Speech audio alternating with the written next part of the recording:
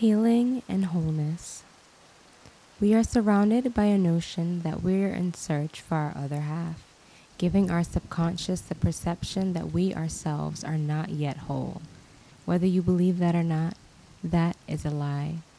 You, all by yourself, were created to be one whole person, with a mind of abundance, a soft yet guarded heart, a body that is treated like a temple, and a soul that is anchored in the truth.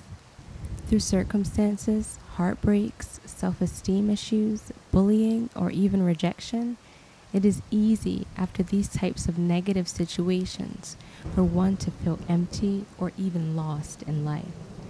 That what you lost was the greatest thing to ever happen to you, or that it is possible no good thing will find you again. Don't believe that lie. The God we serve can turn nothing into something. He can turn what is dead and make it come to life. If you feel less than whole today, open your hands and whisper, Jesus, empty me so that you can fill me up. Sometimes we're so full of it, truly, full of the lies that our childhood trauma speaks about us, full of always being right and never admitting you are hurting, full of the expectations of who you should show up as. When you ask God to fill you up, you must brace yourself for the emptying. But be comforted that when you come to God empty, you will never leave the same. Repeat after me. Jesus, if you touch me, I will be made whole. So please, in all of my mess, touch me. These are anointed words filled with wisdom and humility. In order to be whole, you must see yourself from the perception of having been created whole from birth, equipped with all that you need, instead of the notion that this world could possibly hold your destiny in its hands. The one who created you is desiring to draw you near right now. Healing is not an overnight game and will certainly not be resolved in 5 minutes. But the awareness for the need for healing is all you need to bring to your Maker, and believe it or not, He will begin to guide you from there.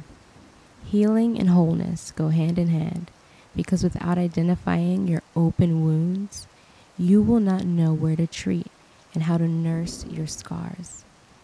It's okay to feel broken, or as if you haven't always been your best and most complete self. If you're honest, in the nights of loneliness, it's easier to mask it up by calling a friend or so-called lover than dealing with the root of the pain in a quiet setting.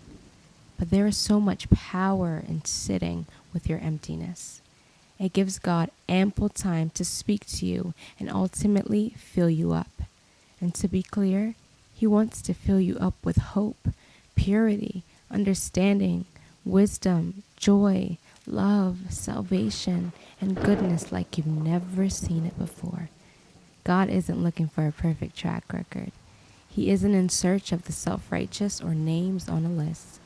God will drop everything to come and fill up a sinner, not because we deserve it, but because His very nature creates an atmosphere to see past the present moment and tap into bigger and better.